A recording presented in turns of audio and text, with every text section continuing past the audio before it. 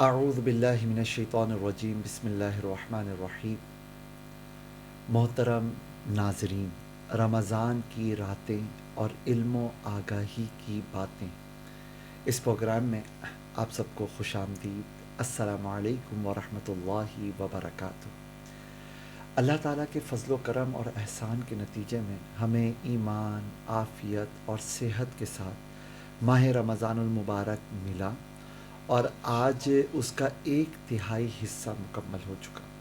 سب سے پہلا عشرہ مطلب ابتدائی 10 دن عشرہ رحمت تھا، وہ آج مغرب تک، سورج غروب ہونے تک مکمل ہوئے، اور مغرب کے بعد سے 11ویں شب کا آغاز ہوا۔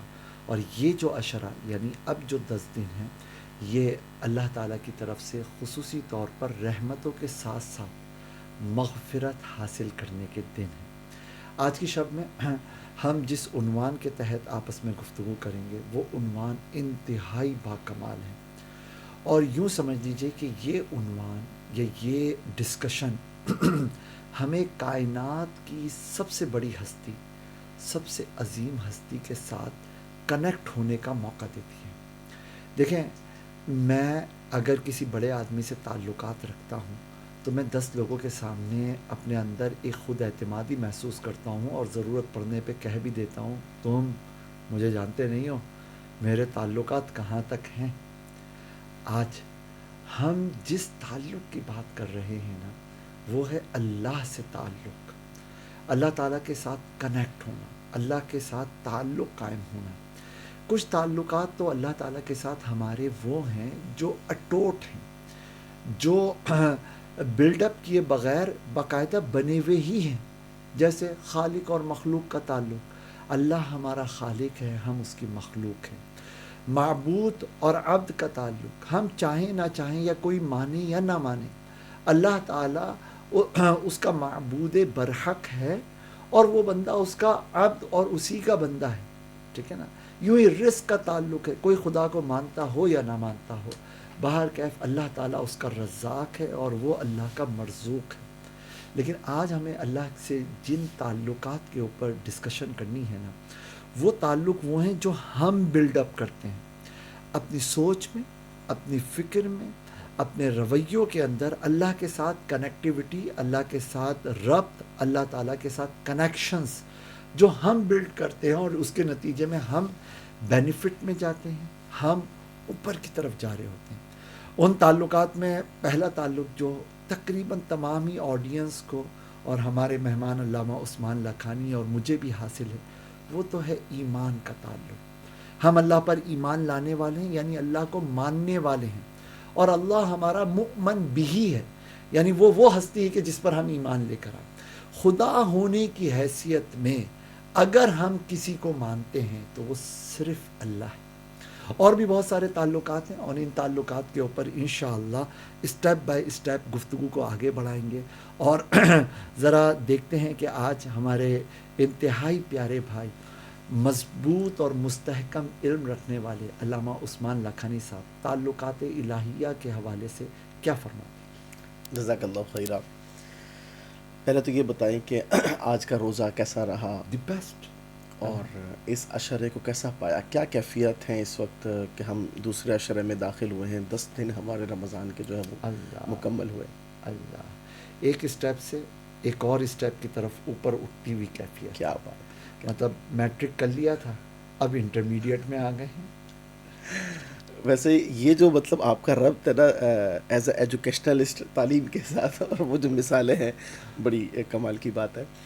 بہرحال اللہ تبارک و تعالیٰ جو ہے، جو ایام اب باقی ہیں ان کی برکتیں ہمیں حاصل کرنے کے لیے جو سعی ہے اس کو مزید بہتر کرنے کی توفیق عطا فرمائے، اور اب تک جو عبادات ہوئی ہیں رب کریم اپنے فضل سے ان عبادات کو بھی مقبول فرمائے۔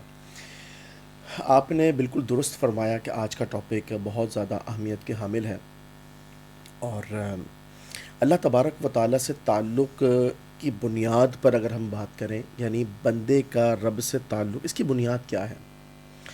تو دیکھیے، سب سے پہلی بنیاد جو ہے نا، وہ ہے اللہ تبارک و تعالیٰ سے تعلق کی توحید، اور اس توحید کے نتیجے میں ملنے والی معرفت۔ کیا بات رب تبارک و تعالیٰ کو بندے کا یہ تسلیم کرنا کہ وہ میرا خالق ہے، وہ میرا حقیقی مالک ہے اور میں اسی کا بندہ ہوں، یہ بنیاد ہے اس توحید کے تعلق کی۔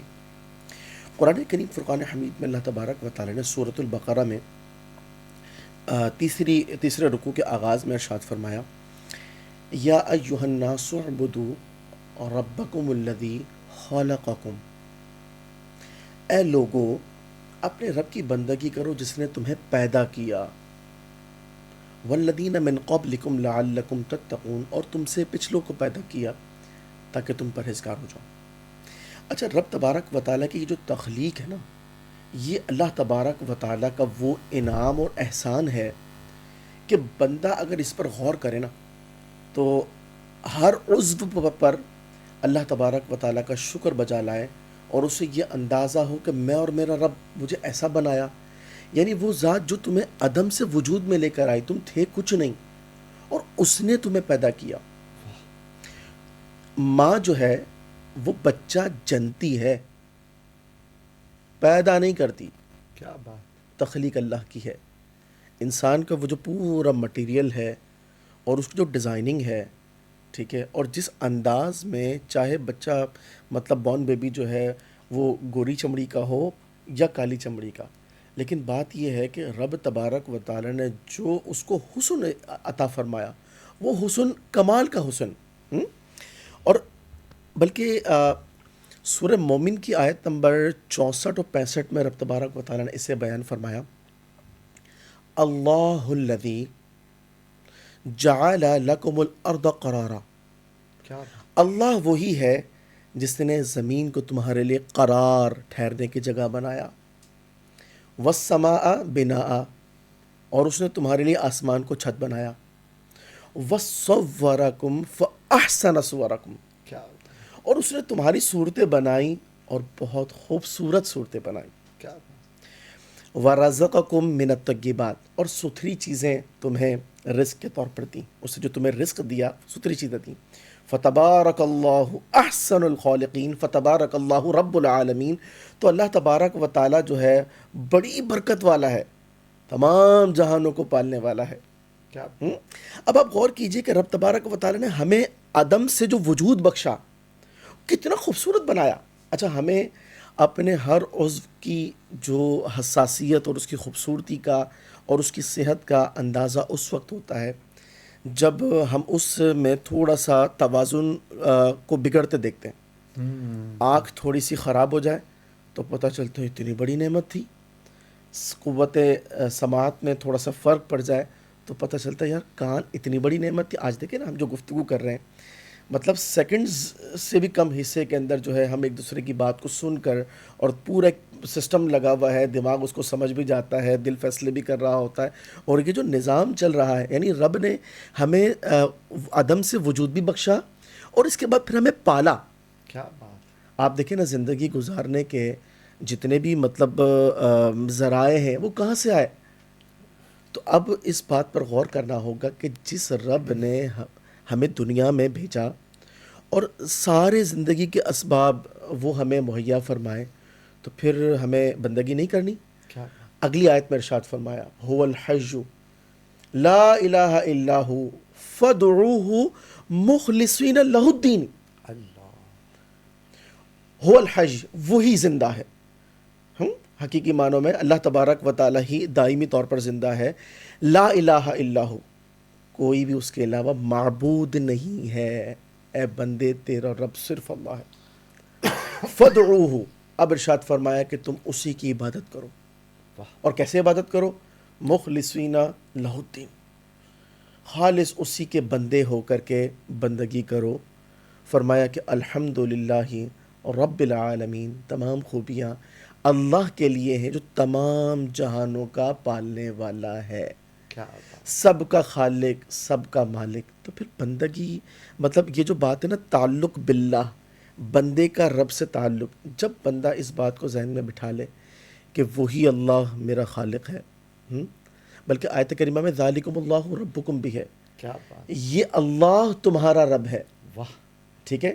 تو یہ جو مطلب آیات ہے یہ ہمیں یہ بتاتی ہیں کہ اے انسان، جب تیرا خالق جس نے تجھے عدم سے وجود بخشا وہی تمہارا مالک ہے، تو اب اس تعلق کو سمجھو۔ بالکل ایسا ہی ہے. اچھا علامہ صاحب، یہ آیتوں پہ ذرا آپ نے جو بنیاد ڈالی تھی نا، بڑی کمال کی تھی کہ یہ جو اللہ تعالیٰ کی عظمت قرآن میں بیان ہوئی، ان کو لیں لیکن کس زاویے سے؟ توحید کے زاویے سے. بالکل ایسا۔ یعنی اپنی تخلیق کے پہلو سے، اپنی نشو و نما کے پہلو سے، اپنے رزق کے پہلو سے، زمین پر قرار پکڑنے کے پہلو سے، اپنی سراؤنڈنگ میں معاون، نصیر، وکیل، کارساز، ہر پہلو سے. اگر تمہیں کسی ہستی کی ضرورت ہے تو جس لیول پر وہ ہستی اللہ کی تمہیں نظر آئے، تمہاری سوچوں میں چھائی ہوئی ہو، اس لیول پر کسی اور ہستی، کسی اور چیز کی طرف تمہاری توجہ نہ ہو. بالکل ایسا ہی ہے۔ یہ جو توحید ہے نا، توحید کا رشتہ، توحید کا تعلق، کہنے کو جملوں کے اندر تو یہ کہ عبادت کے لائق صرف ایک اللہ ہے، واجب الوجود صرف ایک اللہ ہے. کہنے کو ایسا لگتا ہے کہ اس توحید کے نظریے یا کانسیپٹ کے پیچھے محض اتنی ایک بات ہے کہ ہم خدا کو ایک کہتے ہیں، اور نو ڈاؤٹ یہی ایک بنیادی بات ہے. لیکن اس کے پیچھے ایک انسان کے لیے کتنی بڑی سائیکالوجیکل تسکین ہے، ذہنی اور نفسیاتی راحت ہے کہ وہ ڈسٹریکشن سے بچ جاتا ہے. یعنی کبھی یار تعلقات سے میں نتیجہ نکالوں، کبھی نہیں مجھے پیسہ چاہیے ہوگا، نہیں مجھے اسٹیٹس چاہیے، مجھے دکھانا ہے، مجھے اس کام کے لیے یہ، ہر کام کے لیے الگ الگ دروازے رکھنے کے بجائے آدمی یکسو ہو جائے، ایسا ہی ہے۔ یک جہت ہو کیا جائے، بات، یک در ہو جائے. کیا بات۔ کیا خیال ہے؟ اور وہ یک جو ہے نا، وہ اللہ کے ساتھ، ایک اللہ کے ساتھ تعلق جڑ جائے تو یہ ایک سجدہ ہزار سجدوں سے بے نیاز کر دیتا. کیا بات ہے۔ وہ ہے نا کہ ہم نے ایک پروگرام کے اندر لا مقصودہ الا اللہ اور لا مطلوبہ الا اللہ پہ بات کی تھی. یعنی بات یہ کہ توحید ہمیں یہ درس دیتی ہے کہ صرف اللہ ہے، کائنات کے اندر دیگر چیزیں اللہ تبارک و تعالیٰ کی مخلوق ہیں، اور خالق اپنی راہ خود عنایت فرما رہا ہے. تو بات یہ ہے کہ آپ کے پاس دو آپشن ہیں، ایک ہے جو سب کا خالق ہے، فتبارک اللہ رب العالمین، جو تمام جہانوں کا رب ہے، وہی مالک اور خالق اور پالن ہار ہے، اور دوسری طرف تمام مخلوقات ہیں، دیگر اسباب ہیں، ساری چیزیں. آپ کو کس سے لنک جوڑنا ہے؟ بلکہ ایک آیت کریمہ سورۃ الانعام کی، وہ ہمیں ایک بڑا زبردست پیغام دیتی ہے. اور وہ پیغام کیا ہے کہ آپ نے بنیاد جو رکھی نا وہ تو توحید پہ رکھی، ٹھیک ہے. اس تعلق کا مقصود کیا ہے؟ رب تبارک و تعالیٰ سے توحید کی بنیاد پر جو آپ کا رشتہ ہے، جو تعلق ہے، اس کا مقصد کیا ہے؟ آپ کیوں معرفت حاصل کرنا چاہتے ہو؟ بندگی کے لیے. اور وہ بندگی کون سی ہے؟ ہمارے ذہنوں میں جو کانسیپٹ ہوتا ہے عام طور پر عوام میں، وہ یہ ہوتا ہے کہ جناب بندگی یعنی عبادات کو اختیار کریں، اور اس سے تھوڑا سا آگے اخلاقیات کو لے لیں. لیکن بندگی صرف یہ نہیں ہے. قرآن پاک میں اللہ تعالیٰ نے ارشاد فرمایا، قل ان صلاتی و نسکی و محیای و مماتی للہ رب العالمین.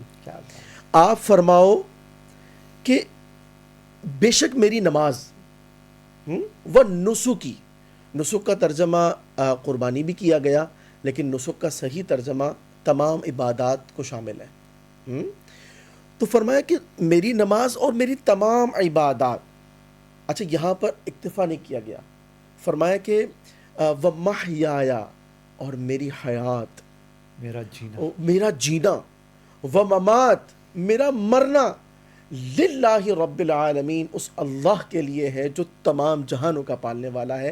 یعنی بات یہ ہے کہ بندہ وہ ہے جو ہر حال میں رب کا بندہ ہو، اور اطاعت وہ ہے جو صرف نماز و روزہ نہیں بلکہ ہر حال میں رب کی اطاعت ہو. بس انسان اپنے ہر قول، ہر عمل، ہر مقام، ہر لمحے کو گزارتے ہوئے، کرتے ہوئے، ہر معاملے کو مطلب وہ ایڈجسٹ کرتے ہوئے سب سے پہلے صرف ایک پوائنٹ پر فوکس کرے گا، میرے رب کی رضا ہے یا نہیں ہے، میرے رب کی اطاعت ہے یا نہیں ہے. اگر یہ ہے تو مقصود کی تکمیل ہے، اور یہ نہیں ہے، یعنی اس میں اگر کمی ہے تو پھر اس کو امپروو کرنے کی ضرورت ہے. آپ کی باتوں اور آیتوں کو سن کر تو کئی لوگوں کو لگ رہا ہوگا کہ واہ، اللہ کے بارے میں تو باتیں بہت ہونی چاہیے، اللہ کا تذکرہ بہت ہونا چاہیے، ایسا ہی اور قرآن نے تو بھرپور انداز سے کیا ہے. لیکن کیا کہیں کہ آج عام مجالس کے اندر سیاست کا، حالات حاضرہ کا، سوشل میڈیا کا، ٹرینڈنگ ٹاپکس کا بڑا چرچا اور تذکرہ ہوتا ہے، اور ہر آدمی اس پر کھل کر اپنی باتیں کرنا جانتا ہے. اور اگر لوگوں کی شخصیتوں اور ذوات کو لے لیجئے تو پازیٹیو ہو نیگیٹو ہو، کسی بھی آدمی کا نام لے لیجئے، ہر فرد اس کے اوپر گھنٹوں گھنٹوں تبصرہ کرنے کے لیے تیار ہے. لیکن کیا کہیں کہ انتہائی درد کے ساتھ کہیں، مقام درد محرومی کے ہے. ساتھ کہیں. درد کے ساتھ یہ کہنا ہوگا کہ واقعی کہ اللہ کے بارے میں جب باتیں کرنا ہوں تو لوگ کہتے ہیں ہمیں ڈر لگ رہا ہے، پتہ نہیں ہم صحیح بولیں گے یا غلط بولیں گے. شاید گنے چنے جملوں کے علاوہ لوگ ابھی اللہ کو جاننے میں ہی کمزور ثابت ہوئے ہیں. لیکن جو اللہ کو جانتے ہیں تو وہ تو انیس محسوس کرتے ہیں، انس پاتے ہیں اللہ کی باتوں سے، اللہ کی یادوں سے، اللہ کے تذکروں سے. اور قرآن، اللہ کو جاننے کے لیے ہمیں کہیں اور جانے کی نیڈ ہی نہیں. اللہ تعالیٰ نے خود اپنی صفات، اپنے افعال، اپنے معاملات قرآن میں ایسے بیان کیے کہ کیا واہ. بات. اور چند آیتیں جیسے ابھی آپ نے پڑھی تو دل تازہ ہو گیا یار، حضرت ایمان تازہ ہو. بات یہ ہے، ہم دیکھتے ہیں کہ بڑے بڑے محققین، یعنی جنہوں نے تحقیق میں نام کمایا، وہ بائی برتھ مومن نہیں تھے، لیکن جس وقت انہوں نے اللہ کی معرفت کو حاصل کیا، اس بات کو تسلیم کیا کہ اللہ ہمارا خالق ہے، یعنی یہ وہ دعویٰ ہے جو کائنات میں کسی اور نے نہیں کیا. ٹھیک ہے نا. اور آپ بہتر جانتے ہیں کہ قانون ہے کہ جب ایک ذات ہی دعوے دار ہو تو دعویٰ بلا دلیل اس کے حق میں ثابت ہو جاتا ہے. تو پاک پروردگار نے جب ہمیں بنایا اور مطلب کہا کہ بھئی تمہارا مقصد کیا ہے؟ صرف اللہ.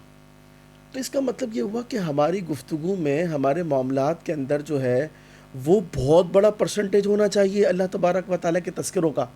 اور یا ایھا الذین آمنوا اذکروا اللہ ذکرا کثیرا ہمیں اسی بات کی طرف تو لے کر آتا ہے. لیکن آج ہمیں اس بات کو سمجھنا ہوگا کہ ہم جس معاشرے کو ترقی کا معیار سمجھ رہے ہیں نا، وہ معاشرہ کتنے پرسنٹ ہمیں اس طرف راغب کر رہا ہے. اگر آج ہم اپنے تعلیمی اداروں میں جاتے ہیں، سیاست کے میدانوں میں جاتے ہیں، کھیل کے میدانوں میں جاتے ہیں، ہم کسی مقام پر جاتے ہیں تو وہاں پر دنیا دنیا دنیا دنیا دنیا دنیا دنیا، بس دوڑ دوڑ دوڑ دوڑ. سکون کہاں ہے؟ قرار کہاں ہے؟ اطمینان کہاں ہے؟ راحت کہاں ہے؟ تو وہ جو راحت جس کے لیے ہم متلاشی ہیں، وہ راحت ان مادی چیزوں میں نہیں ہے. وہ راحت مال کے حصول میں، مال کی کثرت کے اندر، عزت کی طلب میں، شہرت کی طلب میں، اور منصب اور عہدوں کی طلب میں، یا وہ مل جانے پر، یہ نہیں ہے. یہ ہمیں اس بات کا ادراک ہونا چاہیے. اگر طلب ہونی چاہیے نا تو بندے کی طلب رب کی ذات ہونی چاہیے. کیا بات ہے، کیا اور بات. دل میں یہ بات ہو کہ اے اللہ بس میرے دل کو اپنے نور سے جگمگا دے. ہم بات صبح کریں، شام کریں، ہم کوئی بھی کام کریں، یا رات میں مطلب خوابوں کی دنیا کے اندر ہوں، بس ایک ہی طلب، لا مقصود الا اللہ، لا مطلوب الا اللہ. اے اللہ تو ہی ہمارا مقصود ہے، تو ہی ہمارا مطلوب ہے، بس تیری رضا مل جائے. اچھا دیکھیے، اگر ایسا ہو جائے نا حضرت، تو دنیا میں انسان کو بظاہر کوئی چیز نہ بھی ملے نا تو وہ یہ کہے گا یہ اس چیز کی ویلیو کیا ہے، میرے پاس تو بہت بڑی چیز ہے جو سب کچھ ہے. بالکل. کوئی اگر چیز آئی ہوئی چلی بھی جائے تو بندہ یہ کہے گا کہ جس رب نے دی تھی اسی نے لے لی، بلکہ اس کا شکر کہ اس نے اتنا عرصہ دی. یعنی آپ دیکھیں نا، سوچ کی جو ڈائریکشن ہے وہ تبدیل ہوگی. اچھا، لوگ دل دکھاتے ہیں، بندے کے پاس کیا ہے؟ اگر بالفرض وہ کچھ نہیں کرتا، صبر کرتا ہے، تو وہ یہ کہے گا ان اللہ مع الصابرین. کیا بات. میرے رب کی معیت صبر کرنے والوں کے ساتھ ہے اور میں صابرین میں ہوں. واہ. اچھا، اللہ کے ذکر کی جو آپ آیت پڑھی آپ نے، اس سے میرے ذہن میں ایک بڑا پیارا خیال آیا، اور وہ اصل میں قرآن کی ایک آیت ہی ہے. قرآن کریم فرماتا ہے فَإِذَا قَضَيْتُم مَنَاسِكَكُم، یعنی جب تم اپنے مناسک حج ادا کر لو، یعنی ایک فارمولیٹی کے ساتھ، ایک رسم اور ایک نظم کے ساتھ جو عبادت کی جاتی ہے اسے کر لو. فَاذْكُرُوا اللَّهَ كَذِكْرِكُمْ آبَاءَكُمْ أَوْ أَشَدَّ ذِكْرًا. کیا بات. پھر تم اللہ کا ذکر کرو، یعنی اللہ کا تذکرہ کرو، اللہ کی باتیں کرو. کیونکہ یہاں پہ جب بھی ذکر کی بات ہوتی ہے نا تو ذہنوں میں خیال آتا ہے ایک تسبیح لے لیجئے، ایک کاؤنٹنگ کو ذہن میں رکھ لیجئے، اور پھر اللہ تعالیٰ کے کسی ایک مخصوص نام یا کسی ایک صفت اس کو ریپیٹ کرتے رہیے. عام آدمی کے ذہن میں تو ذکر کا یہی ایک یہی ہے تصور ہوتا ہے، یہ بھی ذکر ہے، تسبیح.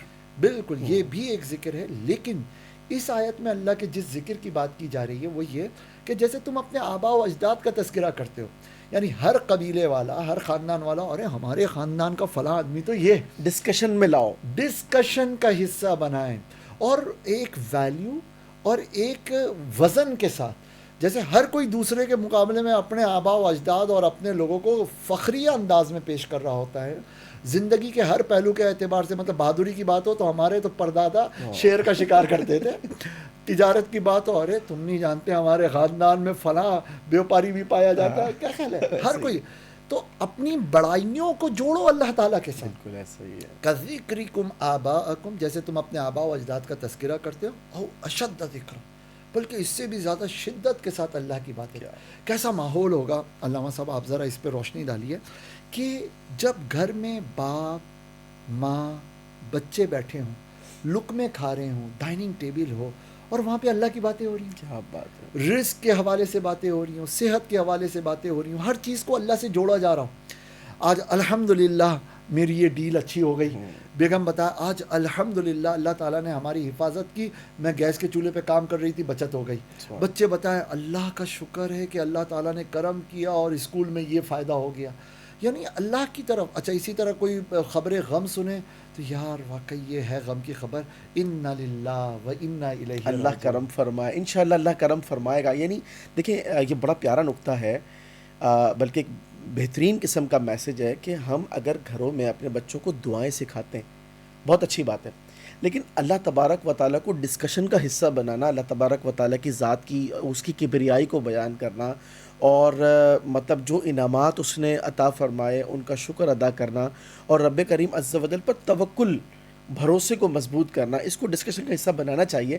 بلکہ وہ جو آیت کریمہ ہے نا، والذین آمنوا اشد حبا للہ، اللہ اس میں مفسرین نے ایک نقطہ لکھا، وہ یہ ہے کہ جو ایمان والے ہوتے ہیں وہ اللہ تبارک و تعالیٰ سے بڑی شدت کے ساتھ محبت کرتے ہیں.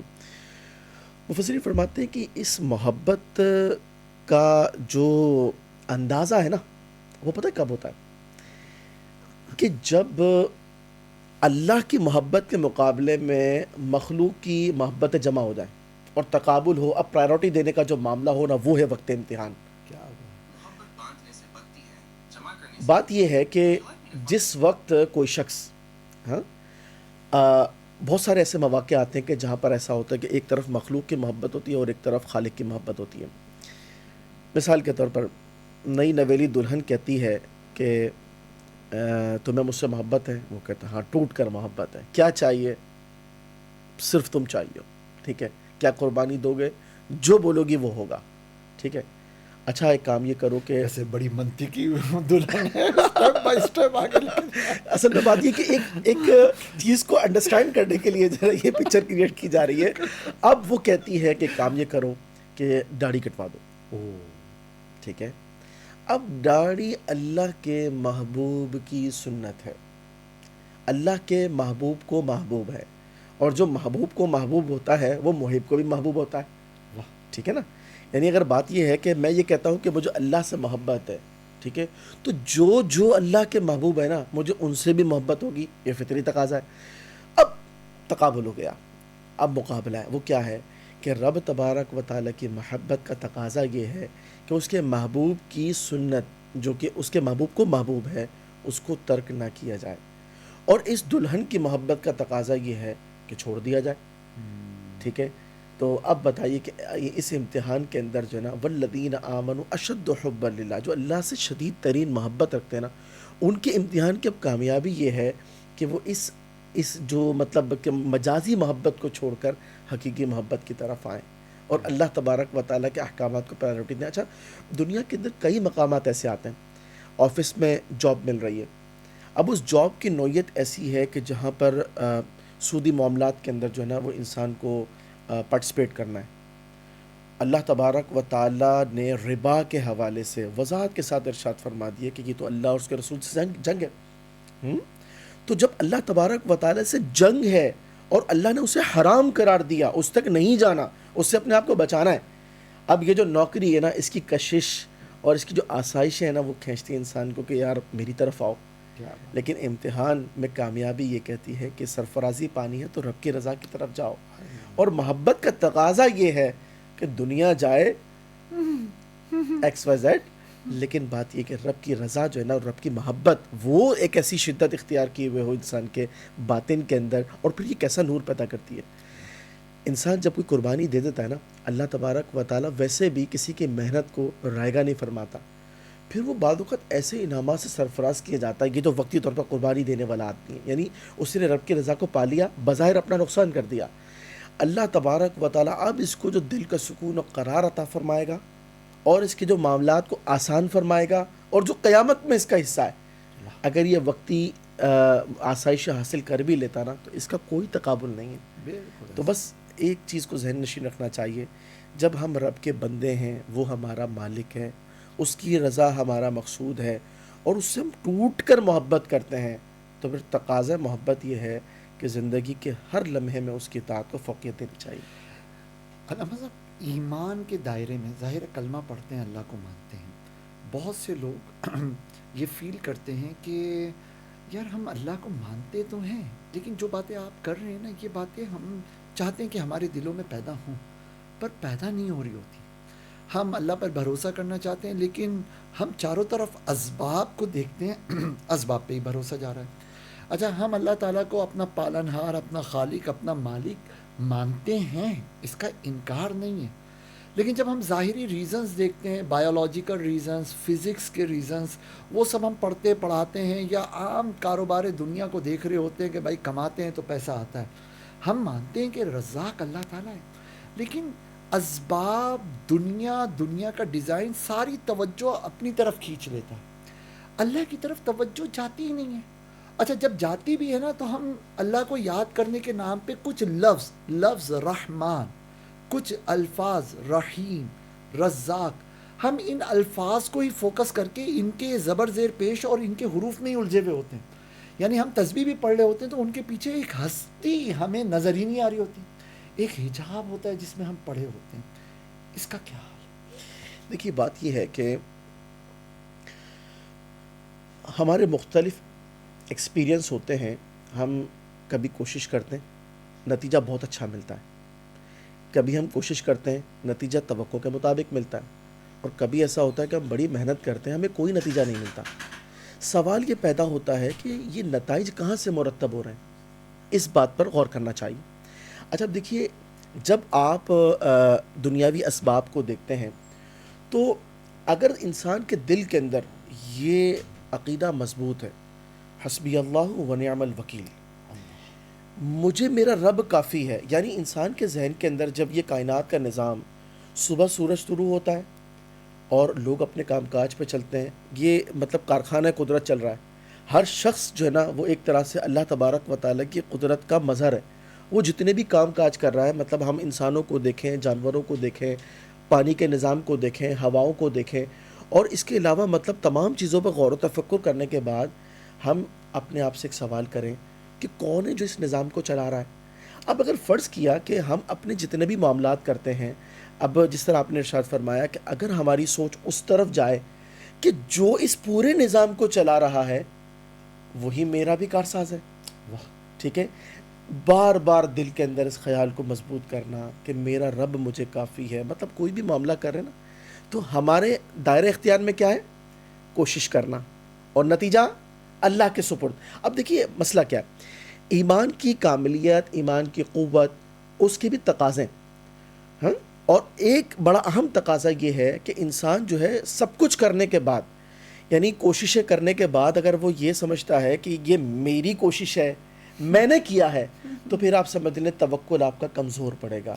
وما توفیقی الا باللہ، یعنی بات یہ ہے کہ اللہ انسان کو دیکھیں نا. آپ ایک بات سوچئے، کسی بھی کام کے کرنے کا آئیڈیا ہمیں کہاں سے آتا ہے؟ کیسے آتا ہے؟ اچھا، پھر اس کے بعد اس منزل تک جانے کے لیے ہمیں اسٹیپ بائی اسٹیپ جو چیزیں چاہیے ہوتی ہیں وہ ہمیں کون پرووائڈ کرتا ہے؟ ایک تاجر تجارت کے لیے اپنی دکان کھولتا ہے، گاہک کہاں سے آتے ہیں؟ آپ یہ دیکھیے، توے کی ایک مثال لے لیں، ہم جو روٹی مطلب جس پر بناتے ہیں، ایک توا جو ہے وہ جناب کسی گھر میں اگر جاتا ہے تو کتنے سال چلتا ہے؟ توے والا جو ہے توے بنائے چلے جا رہا ہے، کارخانوں کے کارخانے چل رہے ہیں، یہ توے جہاں کہاں رہے ہیں؟ اگر کوئی دکاندار، کوئی بھی تاجر جو ہے یہ سوال کرے کہ میرا جو تجارت کا نظام چل رہا ہے، ہاں، یہ تجارت کا نظام جو ہے یہ گاہک آ کہاں سے رہے، نظام چل کیسے رہا ہے، تو انسان جو ہے وہ انتہائی مطلب جو ہے نا کیا کہتے ہیں آپ کا ایک حیران کن کیفیات کے اندر آ جاتا ہے کہ میرا مطلب جو رب تبارک و تعالیٰ کی جو ذات ہے وہ ذات کیا مطلب نظام چلا رہی ہے، انسان عاجز ہو جاتا ہے۔ اور یاد رکھیے کہ جب کوئی شخص کوششیں کرنے کے بعد اپنے تمام تر جو معاملات کے نتائج اللہ کے سپرد کر دے تو اللہ تبارک و تعالیٰ قرآن پاک میں ارشاد فرماتا ہے ان اللہ یحب المتوکلین، بے شک اللہ تبارک و تعالیٰ جو ہے توکل کرنے والوں سے محبت فرماتا ہے۔ تو اب ہمیں مطلب آپ سے سمجھ لیں کہ اگر ہم اللہ تبارک و تعالیٰ سے تعلق کی جب روح کی بات کریں تو جس طرح ہم نے کہا کہ محبت الہی میں شدت ہو، اور وہ اس کا امتحان یہ ہے محبت الہی میں شدت کا کہ جب ایک طرف اللہ کی محبت ہو اور دوسری طرف مخلوق کی محبت، اور اس میں بے شمار مثالیں ہیں، تو اس وقت اللہ تبارک و تعالیٰ کی محبت کے تقاضوں کو پورا کرنا اور اطاعت کو ترجیح دینا، یہ ہے انسان کا کمال۔ حضرت آپ سے ایک آج مفتی شاہد مدنی صاحب اس وقت بھی ہمارے ساتھ تشریف فرما ہو چکے ہیں، آپ کو حضرت ہم ویلکم کہتے ہیں۔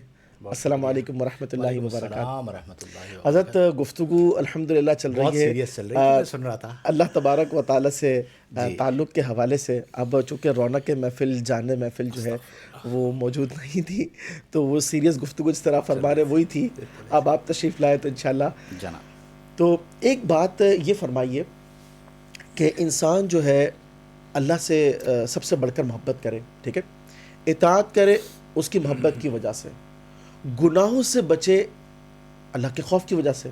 تو آپ یہ بتائیں کہ یہ جو خوف ہے یہ کس بات کا خوف ہو؟ کیا محبت اور خوف دو متضاد چیزیں ایک وقت میں جمع کریں؟ بسم اللہ الرحمن الرحیم، هو القادر هو الحق هو المعین، محبوب کے ناراض ہونے کا خوف، ٹھیک ہے، اور یہ فطرتاً ہوتا ہے، یعنی اگر خوف ہم میں بھی محبت ہوتی ہے نا، اگر ہم کسی سے محبت کرتے ہیں تو ہمیں کیا خوف ہوتا ہے کہ کہیں میرا محبوب مجھ سے ناراض نہ ہو جائے۔ تو اصلاً جو یہ خوف ہے یہ تو بنیادی طور پر خوف ہے ہی یہ کہ مجھ سے میرا رب ناراض نہ ہو جائے۔ اسی لیے آپ دیکھیں نا کہ دو چیزیں ہیں، طمع جنت اور خوف جہنم، تو یہ بھی درست ہے، نصوص کے مطابق ہے، لیکن بعض مقربین کا درجہ یہ تھا کہ وہ نہ طمع جنت یعنی جنت کی لالچ میں عمل کیا کرتے تھے، نہ خوف جہنم یعنی جہنم کے خوف کی بنا پر وہ گناہوں سے بچا کرتے تھے، بس وہ اللہ کی محبت میں عمل کیا کیا کرتے تھے۔ بات ہے۔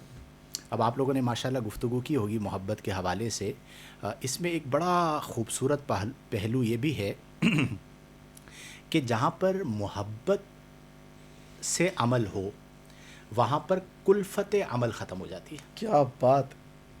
مثال کے طور پر ایک بندہ ہے، اسے آپ کہیں 6 گھنٹے جو ہے وہ دھوپ میں کھڑے رہو، بہت مشکل کام ہے، لیکن وہی اپنی محبوبہ کے گھر کے نیچے 6 گھنٹے اگر محب ہے اور وہ 6 گھنٹے کھڑا رہے گا، 6 گھنٹے کیا 8 گھنٹے کھڑا رہے گا اور اسے تکلیف بھی نہیں ہوگی۔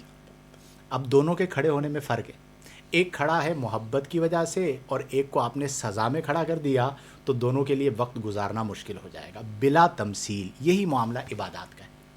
ہم لوگ پڑھتے تھے نا کتابوں میں، کئی بار حیران ہوتے تھے کہ یار پوری رات نوافل پڑھنا، یہاں پہ تو تراویح کے اندر کمر ٹوٹ جاتی ہے، ٹھیک ہے، اس کے بعد بیٹھ جاتے ہیں، بلکہ بعض لوگ تو جو ہے نا وہ 5-6 تراویحوں کے بعد پھر پیچھے ٹیک لگا کے بیٹھ جاتے ہیں، انتظار کرتے ہیں کب حافظ صاحب رکوع میں جائیں گے، اور جب وہ اللہ اکبر کہہ کے رکوع میں جاتے ہیں تو وہ دوڑتے ہوئے آتے ہیں، اور یہ مطلب مذموم صفت ہے۔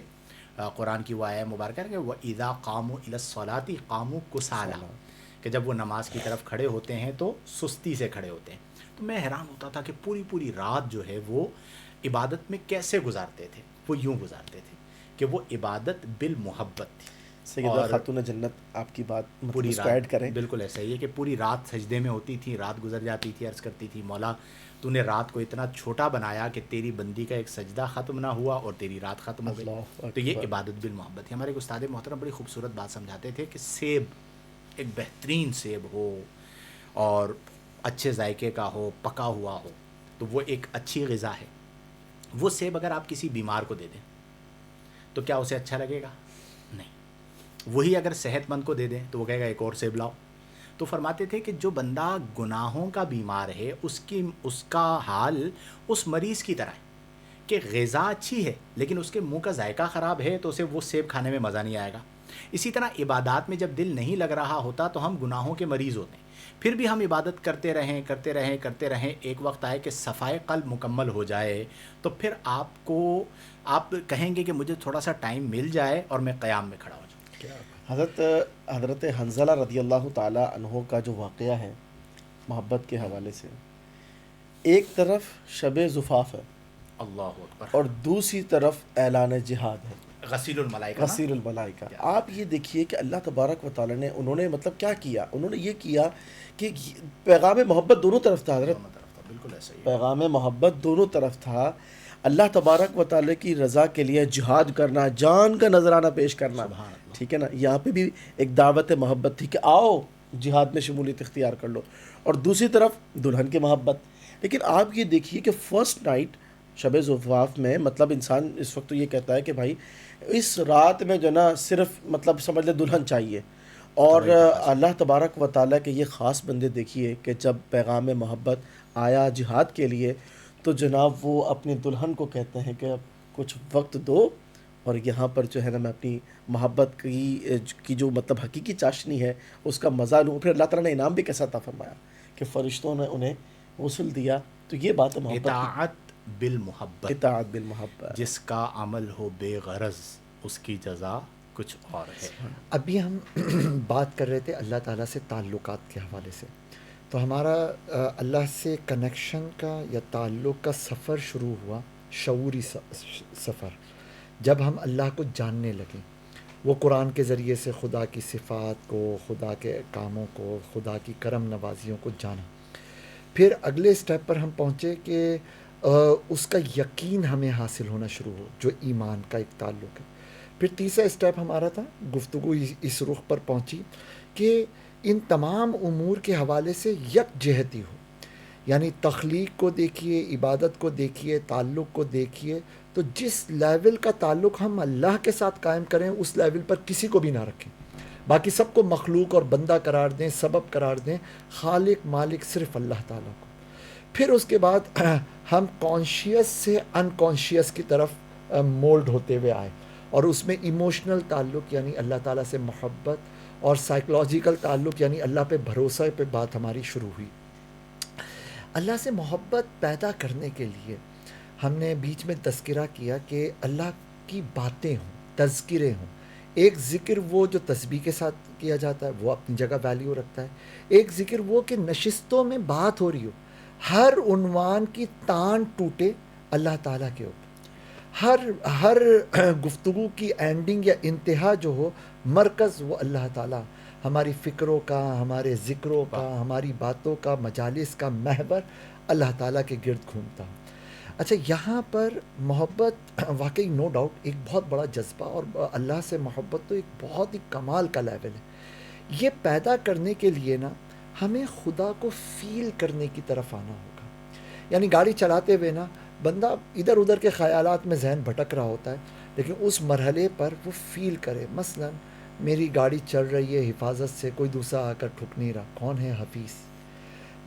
میرے حواس کام کر رہے ہیں، میرا دل دھڑک رہا ہے، میں اپنی زبان کو مجھے اختیار ملا کہ بلواؤں یا نہ بلواؤں، لیکن میرے دل پر تو مجھے اختیار ہی نہیں ہے. کون ہے جو میرے دل کو دھڑکا رہا ہے؟ فیل کریں، ہاں بھائی وہ اللہ. جتنی فیلنگز بڑھتی چلی جاتی ہیں، اپنائیت اور اس کے بعد محبت، اور محبت پھر فنا کے لیول پر جا کر بڑھتی چلی جاتی ہے. شیخ محی الدین ابن عربی رحمہ اللہ نے ایک جگہ پہ لکھا کہ الخالق محسوس اللہ والخلق معقول. ملحدین نے الٹ کام کیا، خالق کو معقول بنا کے بحث کر رہے ہیں اور خلق کو محسوس بنایا ہوا ہے. یعنی انہوں نے فرمایا کہ خالق ہے ہی وہ جو ما ورائے عقل ہے، اسی لیے وہ محسوس ہے. تعریف بھی یہ ہے، خلاف عقل نہیں ہے. آپ لوگ جو بات کر رہے ہیں نا، دیکھیں اب مسئلہ یہاں پر کیا آتا ہے کہ آپ کیفیت کو الفاظ میں بیان کر رہے ہیں. ایک کان سے سنیں گے، دوسرے کان سے نکال دیں گے.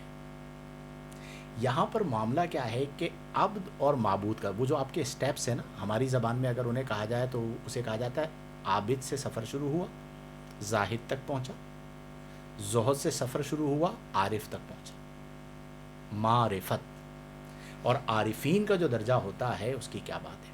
وہ جو آیہ مبارکہ ہے کہ وما خلقت الجن والانس الا لیعبدون ای لیعرفون. مفسرین تفسیر میں ابن سے عباس. ہاں بہت ساروں نے، صرف انہوں نے نہیں، بہت ساروں نے یعبدون کی تفسیر یعرفون سے کی ہے.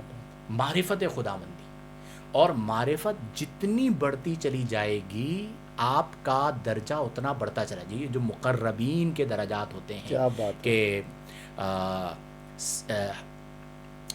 سیئات المقربین، حسنات الابراری سیئات المقربین، یعنی ابرار کی نیکیاں مقربین کے گناہ ہوتے ہیں. اس سے مراد کیا ہے کہ وہ اس درجے پر پہنچتے ہیں کہ خلاف اولا، یعنی جیسے ہم روزے کو لے لیتے ہیں کہ روزہ کیا ہے کہ ما سوی اللہ کی طرف توجہ بھی نہ جائے. اب یہ جو لیول ہے کہ آپ اللہ سے اتنا جڑ گئے کہ آپ کی توجہ کسی اور کی طرف ہے ہی نہیں، چاہے خلوت ہو چاہے جلوت ہو، آپ کی توجہ اپنے رب کی طرف ہے. یہی تو مطلوب ہے. اور یہ جو ذکر کی بات آپ کر رہے ہیں، قرآن میں اللہ نے صریح فرمایا کہ والذین آمنوا اشد حبا للہ یا ایھا الذین آمنوا اذکروا اللہ ذکرا کثیرا. اب جتنی محبت بڑھتی چلی جائے گی نا، ہمارے یہاں ایک اصطلاح ہے، آپ لوگوں نے تو سماعت کر رکھی ہے، سیر اللہ، اللہ کی طرف سیر کرنا. اب یہ سیر اللہ کیا ہے؟ سیر کا مطلب ہوتا ہے چلنا. سیر پر جاتے ہیں تو کیا کرتے ہیں؟ چلتے ہیں. تو سیر اللہ کے بارے میں اہل دل میں سے کسی نے لکھا، مجھے نام یاد نہیں ہے، انہوں نے فرمایا کہ السیر الی اللہ لیس بالطریق تقطع، کہ سیر الی اللہ کوئی راستہ نہیں ہے کہ آپ سیر پر جاتے ہیں تو آپ گاڑی سٹارٹ کریں گے، کراچی سے شروع ہوں گے، حیدرآباد سے ہوتے ہوئے فلاں جگہ پہنچیں گے، کہ آپ راستے کو کاٹتے چلے جائیں گے اور منزل تک پہنچتے چلے جائیں گے. فرمایا یہ راستہ نہیں ہے کہ جسے آپ نے کاٹنا ہے. پھر کیا ہے سیر اللہ؟ فرمایا بل ہی حجاب ترفع، اللہ تک جو پہنچنا ہے یہ کوئی اتنا مشکل کام نہیں ہے، یہ ایک پردہ ہے دل پہ آیا ہوا ہے. بس آپ اپنی گردن کو جھکائیں، اپنے دل پر توجہ کریں، اور وہ جو حجاب ہے اس حجاب کو اٹھا دیں تو آپ اللہ تک پہنچ جائیں گے. اب یہ جو چکھنا ہے، اس محبت کو چکھنا، آقا کریم صلی اللہ علیہ وسلم نے فرمایا کہ ابھی میں بیان میں بھی یہی حدیث سنا کے آ رہا ہوں کہ ذاکا طعم الایمانی من رضی باللہ ربا وبالاسلام دینا وبالقرآن اماما وبمحمد نبیا. سبحان اللہ. کہ اس نے ایمان کے ذائقے کو چکھ لیا. کس نے؟ من رضی باللہ رب رحمانا رحیما کریما، ساری صفات ہیں. جوامع الکلم میں سے آقا کریم صلی اللہ علیہ وسلم نے فرمایا کہ جو راضی ہو گیا اللہ کے رب ہونے پہ، من رضیہ، رضیہ راضی ہو گیا. رب بت کا معنی کیا ہے؟ مجھے پالنے والا کون ہے؟ میرا رب. ٹھیک ہے. اب جب اس کی توجہ اس طرف ہوگی کہ کائنات کے اندر رب کے سوا کوئی پالنے والا ہے ہی نہیں ہے. دیکھیں آج کے دور میں اگر آپ کو کوئی 10 لاکھ روپے سیلری دے رہا ہو اور آپ کی حیثیت ہو 1 لاکھ روپے کی، تو آپ کیا کرتے ہیں؟ وہ رات کو 3 بجے بھی بلائے تو آپ اس کے دروازے کے باہر کھڑے ہوئے ہوں گے. حضرت بات یہ ہے کہ جس طرح مفتی صاحب بھی فرما رہے تھے کہ اللہ تبارک و تعالیٰ کو تذکروں میں شامل کرنا، اللہ کی باتیں کرنا. قرآن پاک میں سورہ آل عمران کا جو اختتامی رکوع ہے، اللہ تعالیٰ نے ارشاد فرمایا، یعنی یہ جو تذکرے کے حوالے سے غور و تفکر کے بارے میں، ان فی خلق السماوات والارض، بے شک زمین و آسمان کی تخلیق میں، واختلاف اللیل والنہار، دن و رات کے اختلاف میں، بدلنے میں، لآیات لأولی الالباب، عقل مندوں کے لیے بہت ساری نشانیاں ہیں. تو بات یہ کہ زمین و آسمان میں اللہ تبارک و تعالیٰ کی جتنی مخلوقات ہیں، اگر بندہ ان پر غور کرتا رہے نا تو ویسے ہی وہ ریلیکس ہو جائے. وفی کل شیء لہ شاہد یدل علی انہ واحد. تدل کو بھی ٹھیک کر دیتا ہوں، وفی کل شیء لہ آیۃ تدل علی انہ واحد. کیا آپ غور تو کریں. مسئلہ کیا ہے کہ لکیر کے فقیر ہیں. ٹھیک ہے. پرابلم ہماری اپنی بھی ہے. ہم نے طلباء کو رکھا ہی قال تک ہے، کیفیت دی نہیں. اچھا دیں گے کیسے؟ اندر سے ہی خالی. رسم کیا؟ پہلے خانقاہوں میں مدارس میں کیا ہوتا تھا؟ جو آ کے بیٹھتا تھا، شیخ جب پڑھاتا تھا نا تو وہ صرف الفاظ نہیں دیتا تھا، وہ اس کے سینے سے کیفیت بھی سامنے والے کے دل میں منتقل ہوتی تھی.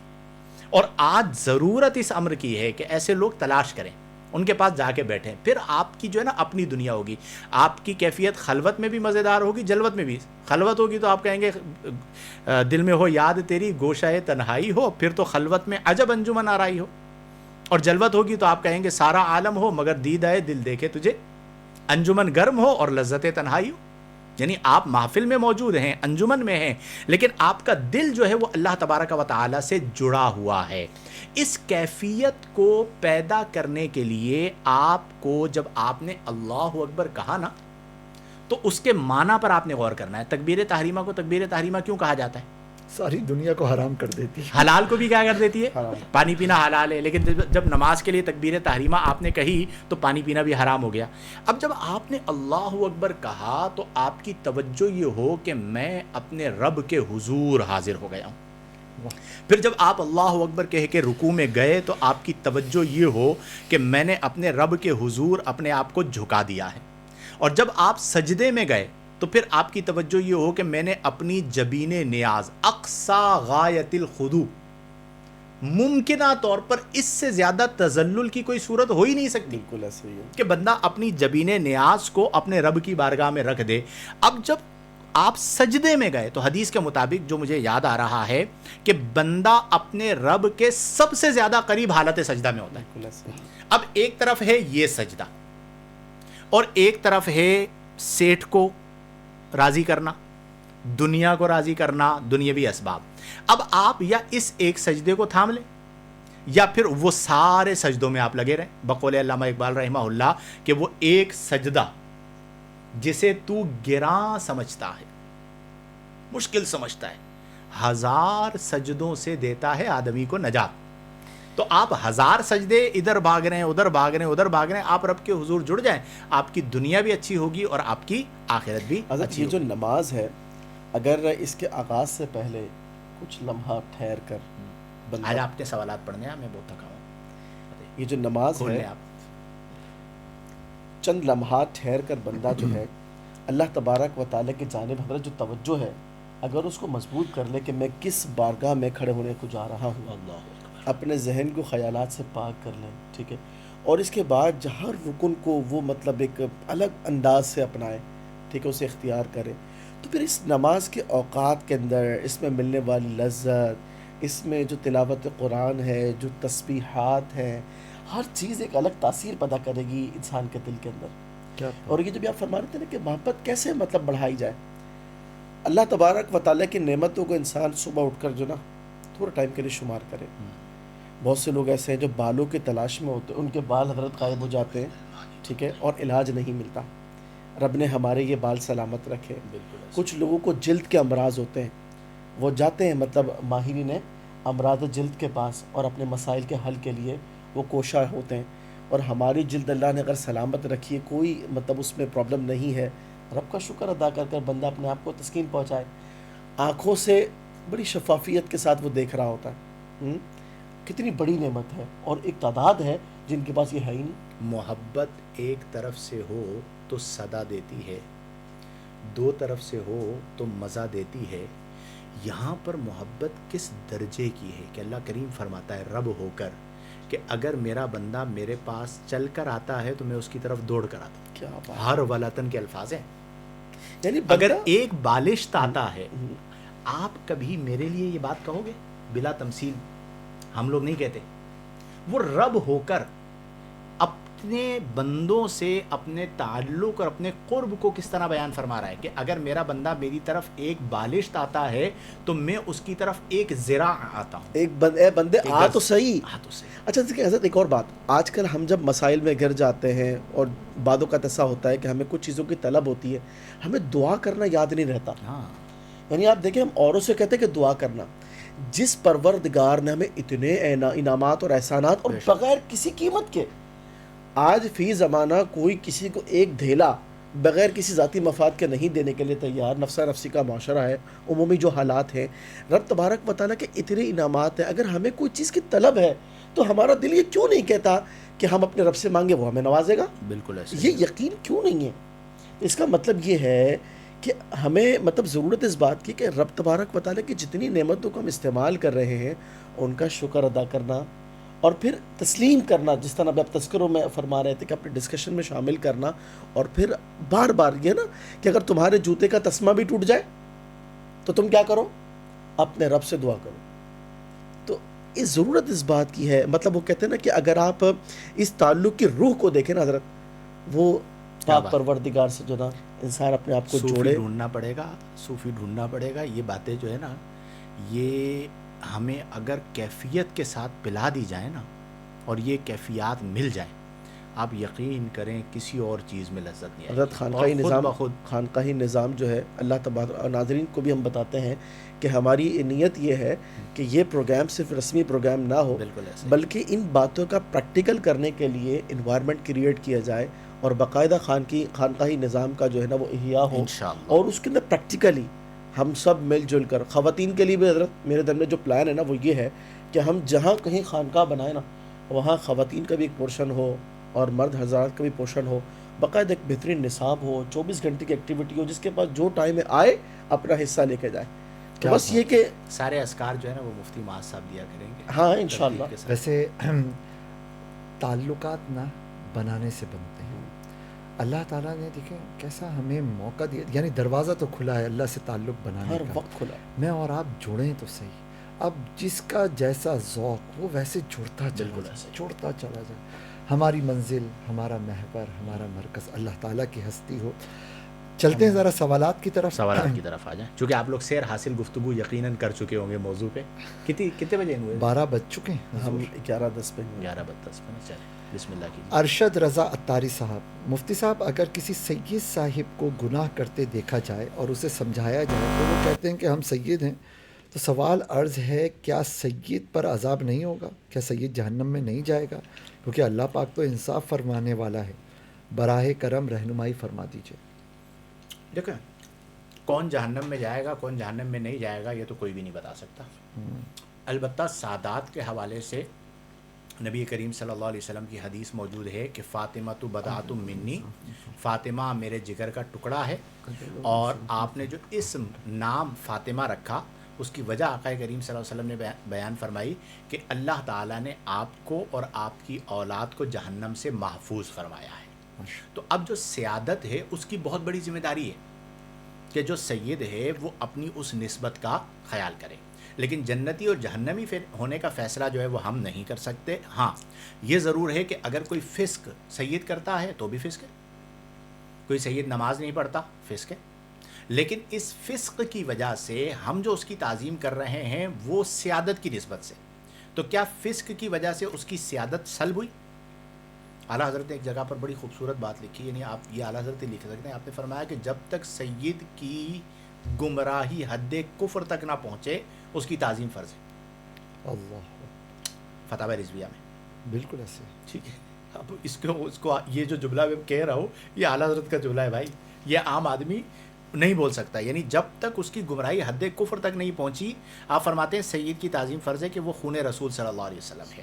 تو ہمیں یہ چاہیے. اچھا، اس میں جو سادات ہیں انہیں بھی میں سمجھاتا ہوں کہ اپنی سیادت کا مس یوز نہ کریں. یہ بھی ہمارے ہاں ہوتا ہے کہ میں سید ہوں، بس میں تو بخشایا ہوں، تم لوگ بھی آ جاؤ، تم لوگوں کو بھی بخشوا دوں گا. تو یہ پھر دین کا غلط استعمال ہے یا اس نسبت کا غلط استعمال ہے. البتہ احکام شرع سب کے لیے برابر ہیں، سب کو اس پر عمل کرنا ہے. جو عمل نہیں کرے گا اللہ کی بارگاہ میں تو سید بھی جواب دہ ہے. ہماری اللہ کی بارگاہ کے ساتھ ساتھ اسلامی عدالت میں بھی بالکل جواب دہ. وہ نہیں کیا تھا کہ ہاتھ کاٹ دیے جائیں والی روایت میری بالکل فاطمہ بھی ہو تو اس کا مطلب کیا ہوا؟ لب لباب یہ ہوا کہ سیادت بہت شرف کی بات ہے. ہم نسبت کے اعتبار سے تعظیم کریں گے، ہمیں تو اجر مل جائے گا، ہماری سیف سائڈ ہے.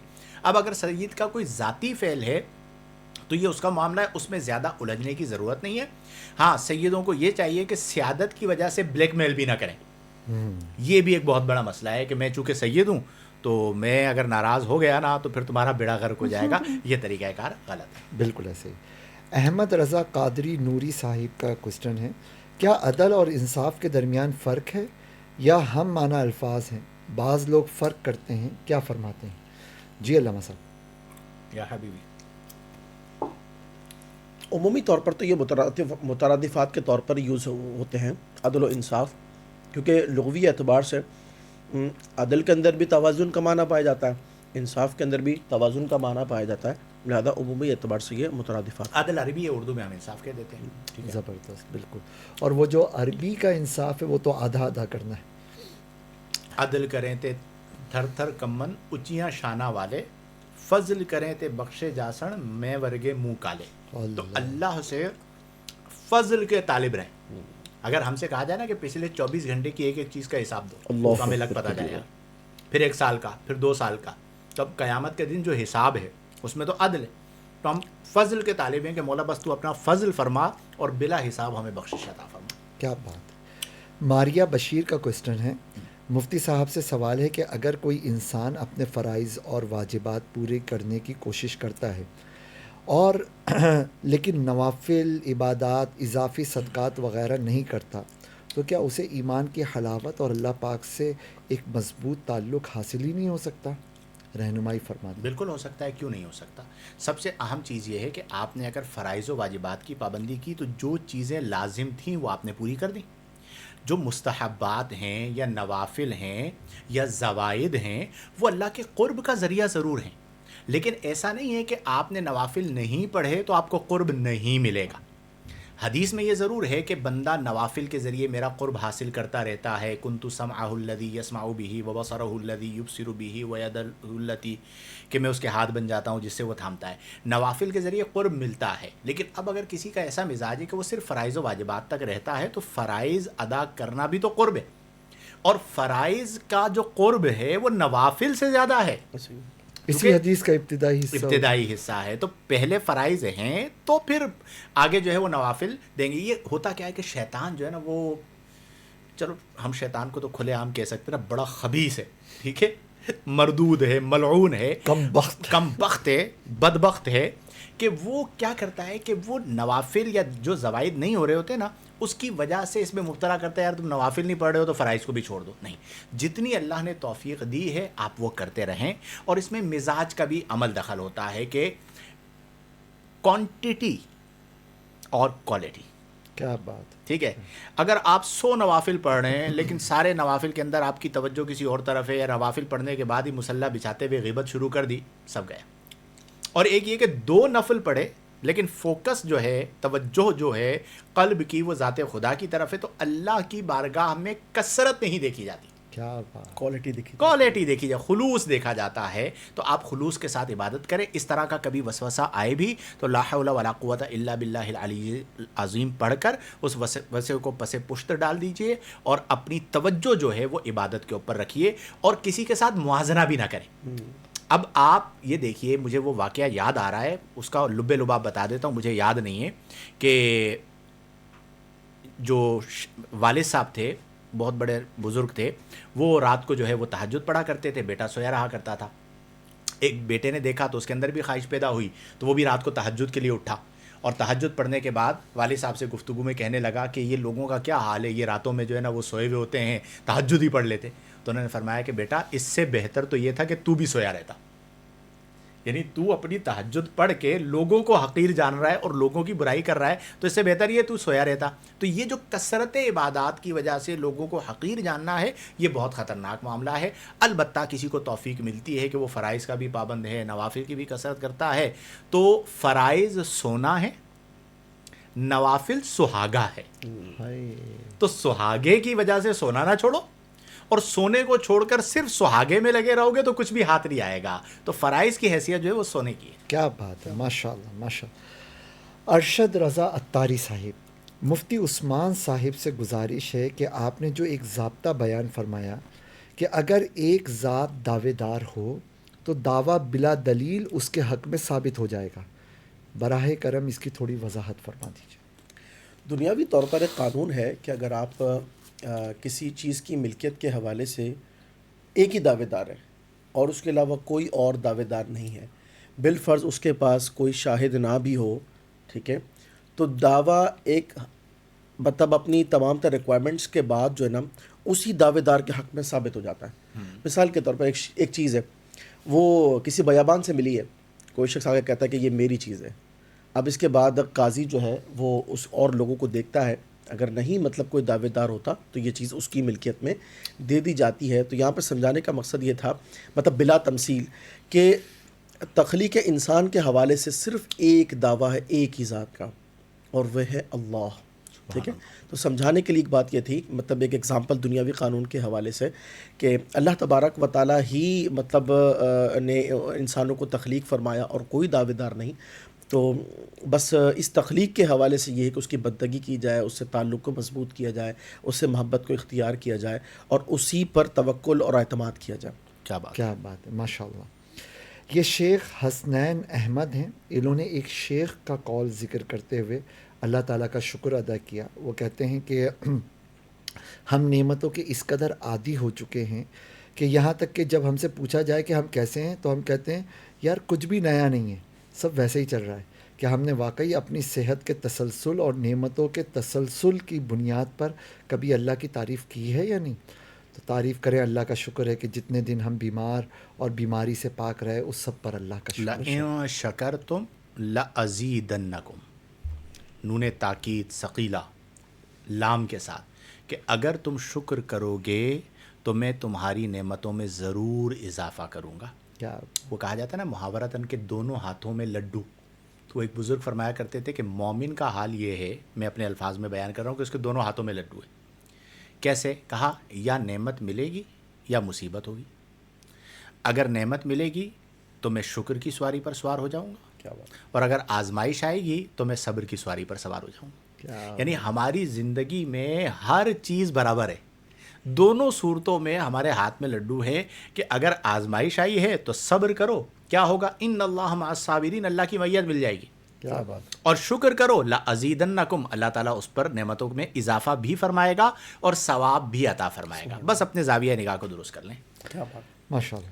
مصطفیٰ رضا صاحب نے اپنی محبتوں کا اظہار کیا. فرماتے ہیں مفتی صاحب آپ, مفتی عثمان صاحب, ماس صاحب, بہت پیاری گفتگو فرماتے ہیں. میں روز یہ پروگرام دیکھتا ہوں. جزاکم اللہ, جزاکم اللہ. اللہ تبارک و تعالیٰ اس پروگرام میں ہونے والی گفتگو کی برکات تمام ناظرین کو عطا فرمائے آمین. اور بالخصوص آپ کو بھی عطا فرمائے. الہی آمین.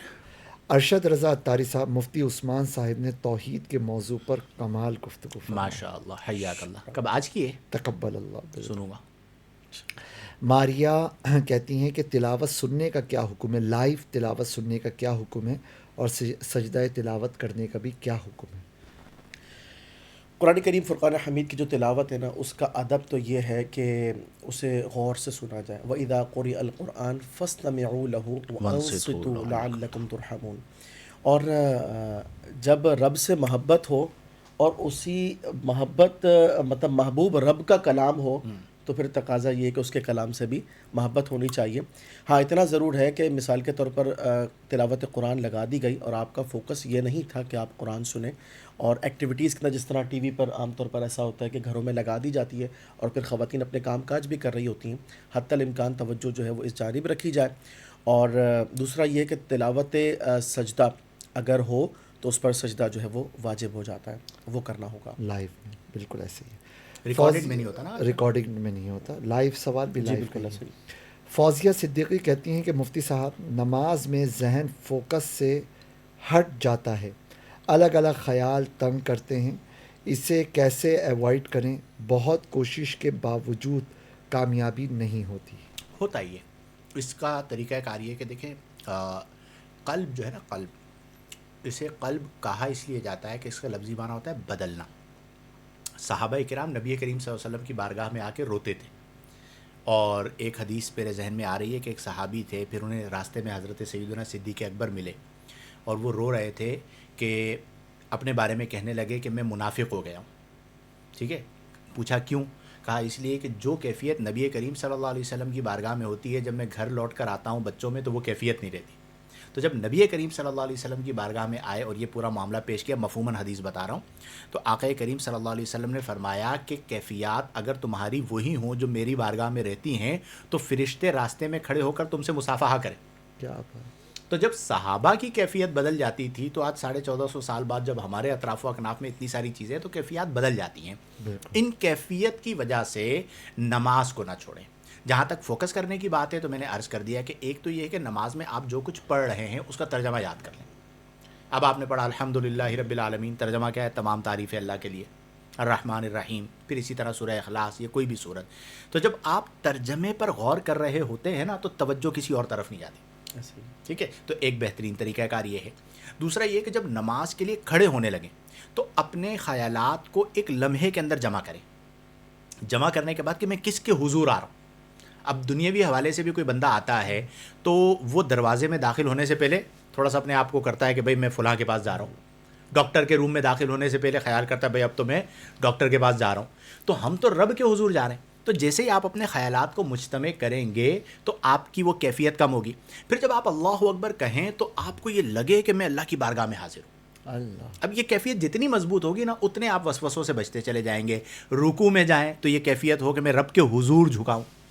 سجدے میں جائیں تو آپ کی کیفیت یہ ہو کہ میں جو ہے وہ اللہ کی بارگاہ میں نے جبین نیاز کو رکھ دیا ہے. تو آہستہ آہستہ بہتر ہونا شروع ہو جائے گی. اس کے لیے میں ایک وظیفہ بھی عرض کر دیتا ہوں، یا مومیتو، وسوسوں کے حوالے سے یہ مجرب وظیفہ ماشاءاللہ. کہ سونے سے پہلے 21 بار یا مومیتو پڑھ کے سوئیں. خود بخود آپ کو جو وساوس آنا ہے نا یہ کم ہونا شروع ہو جائیں گے اس اسم کی برکت سے، کہ وہ جو نفس امارہ ہے وہ مردود مردار ہو جائے گا. تو وہ اندر سے جو وسوسے آ رہے ہیں وہ بھی نہیں آئیں گے. تو اس کیفیت کے ساتھ پڑھتے رہیں. لیکن یہ بھی ایسا نہیں ہے کہ آپ کی ایک بار کیفیت بن گئی تو دوبارہ نہیں ٹوٹے گی. قلب کا مطلب یہی ہے بدلنا، کبھی کون سی کیفیت کبھی کون سی کیفیت.